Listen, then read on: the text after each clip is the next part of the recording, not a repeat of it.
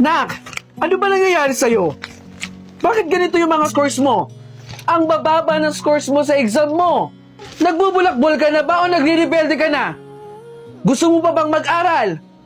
Sabihin mo lang sa amin kung gusto mo o ayaw mo na para hindi na kami nag-aaksaya ng pang-aral sa'yo. Sa susunod na exam mo, kailangan mataas na ang scores mo. Opo ma, pangako po. Nandiyan ka na pala. Nag-cutting ka daw. Sabi ni Joseph, nakita ka raw ni Joseph habang siya papasok pa lang sa school. Ikaw, nakatambay ka lang dun sa harap na eskwela ninyo. Nag-aaral yung mga kaklase mo, ikaw nandun sa labas. Huwag ka na magsinungaling sa akin ha. Dahil papunta ka pa lang, pabalik na ako. Anak, alam ko yung mga bagay na ganyan.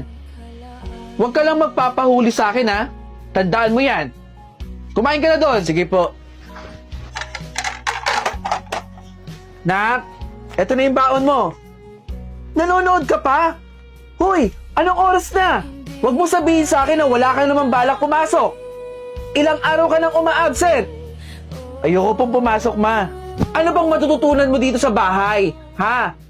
Pumasok ka para meron kang knowledge. Puro ka nood ng TV eh. Kumilos ka na. Kailangan pagbalik ko, nandun ka na sa eskwelahan, okay? Halika na rito! Ayoko po talaga pumasok. Huwag mo kong iniiyakan. Papasok ka na dito sa classroom ninyo. Halika na rito! Ayoko po pumasok, ma. Huwag mo akong antayin, sabunutan ka dyan. Tara na! Ma, ayoko po. Sheila, nandiyan ka na pala. Pumasok ka na sa classroom. Oh, andyan pala yung teacher niyo eh. Sir, bakit po ba ayaw pumasok nito? Binubuli po ba siya dito? Anak, bakit parang takot na takot ka? Tara na, Sheila. Ayoko pong gawin yung mga ganung bagay. Di ba gusto mong pumasa? Tara na, gawin na natin yun. Ayoko po. Di bali na po ako bumagsak kesa pong gawin yung mga ganung bagay na gusto nyo. Huwag ka nang maarte. Tigilan niyo po ako. Sir! Tara! Saan mo ko dadalhin? Sir! Sir! Dito tayo! Tama na po! Gagawin mo lang eh! Ineng, bili ka na sa akin no. Mura lang to. 5 piso lang. Ay, Nay! Hindi po ako bibili. Nagpapaaraw lang po kami ng anak ko dito. Pasensya na po ah. Wala rin po kasi akong pera pambili dyan eh. Pambili ko na lang po ng diaper ng anak ko. Alam niyo naman po, nanay na. Naiintindihan ko, Ineng. Ang lusog ng anak mo ah. At ang ganda pa. Pera usog po. Alagaan mo siyang mabuti ah. Oo naman, Nay. Aalagaan ko po ito. Abu jing jing, abu jing jing. Itatransfer ko ito, may iba din yung sign. Bili ka na sa akin, no. Masarap to. Nakita niyo naman po, di ba? Nagre-review ako para makapasa po sa exam. Sige na. 5 piso lang to, murang-mura. Para mabusog ka dyan. Nay, wag na po kayong makulit. Hindi po ako bibili. Tsaka, dun nga po kayo. Nakaka-istorbo po kayo dito eh. Sige na. Aray! Kung di ka bibili, okay lang. Ang lakas ng tapik mo na ya. Eh dito kayo. Nakaka-istorbo na kayo eh. Nag-aaral yung tao dito eh. Ayan, konti na lang. Bili na kayo.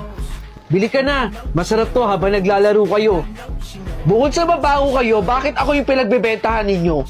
Malay ko ba kung malinis ba yung binibenta nyo o hindi? Doon kayo na yung magbenta, wag sa amin dito. Naglalaro kami oh. Ang laki ninyong istorbo eh. Tara na, dali. Ayaw nyo talaga?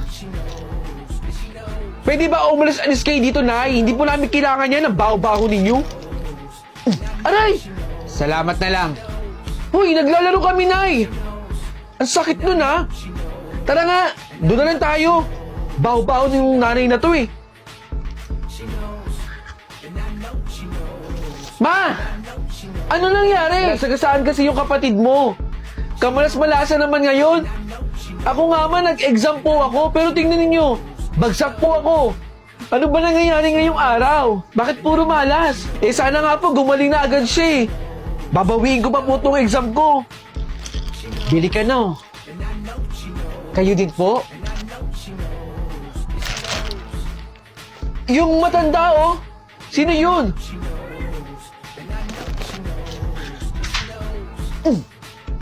Bumagsak ka sana sa exam mo. Masagasaan ka sana.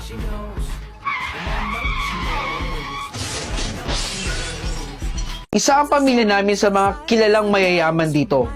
Kilalang maraming negosyo at alahas, lalo na ang pera. Kaya iingatan mo ang lahat ng galaw mo dito sa mansyon namin. Dito, sa kwartong ito, bawal pumasok na kahit sinong tao dyan. Huwag mong tatangkaing pumasok dyan kung gusto mo pang mabuhay. Bakit po, ma'am? Ano po bang meron dyan? Huwag ka na magtanong ng kung ano-ano pa o bakit. Basta huwag kang papasok dyan. Makinig ka na lang sa akin. Kung anong sabihin ko, susundin mo. Dito tayo. May nababalitaan ako dito ha. Kumakain ka daw ng pagkain galing sa rep. Kung anong kinakain namin. Uulitin ko sa'yo, katulong ka dito. Ang dapat na kinakain mo ay yung katulad ng kinakain ng mga asong alaga natin dito. Sobra naman po ata yun, ma'am. Ako ang nagpapasahod sa'yo. Kaya kung ano ang kinakain ng aso, ganun din ang kakainin mo. Pagandaan mo ako ulit mamaya pag uwi ko. Nasaan yung mga kwintas ko dito? Hoy! Bakit nandito ka sa area na to? Hindi ba sinabihan kita na huwag kang pupunta dito? At alam mo bang nawawala yung kwintas ko? Hindi ko suot dito. Nilagay ko dito sa bag na to. Huwag ka na magmangmangan. Oras na malaman ko na ikaw ang kumuha ng kwintas ko, antayin mo ang mangyayari sa'yo. Ma'am, kahit mamatay man po ako dito, hindi ko po ninanakaw yung kahit anong gamit ninyo. Nasaan yung bag mo? Pag nahanap ko dito yung kwintas, mananagot ka sa akin. Ito oh! Paano napunta sa bag mo to? Umamin ka na! Hindi ka aamin? Pwes, antayin mo ang pwedeng mangyari sa'yo. Sobra na. Nakakapuno na. Pangnilait at pamimintan. Lahat ng iyon ay tiniis ko. Pero dahil sumusobra na kayo, deserve nyo to. Hoy! Ano nangyayari dun sa bahay na yun? Kawawa naman! Alam ko nandun pa yung nakatira eh. Alipin ka lang namin. Hindi ka dapat nasusunod dito sa mansyon namin.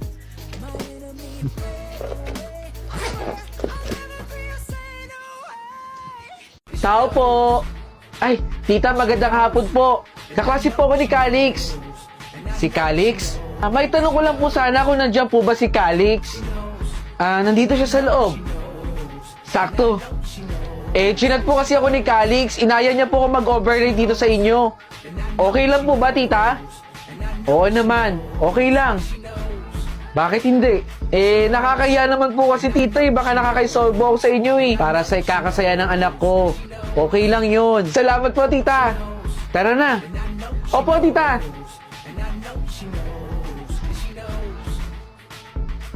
Tupe!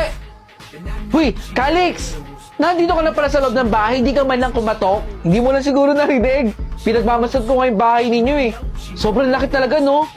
Hindi malaki to. Tama lang to para sa pamilya namin. Itong si Tupe, kung ano naman pinagsasabi. Alam mo, ikaw yung kaibigan mo sobrang humble. Bahala ka. Saan ba tayo dito?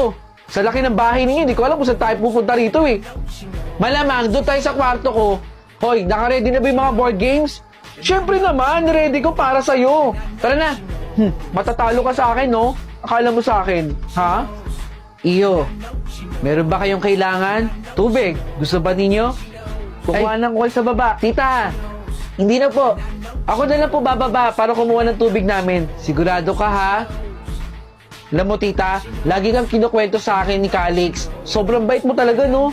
At saka, hindi ka masungit. Di gaya ng mga nanay ng mga kaibigan namin.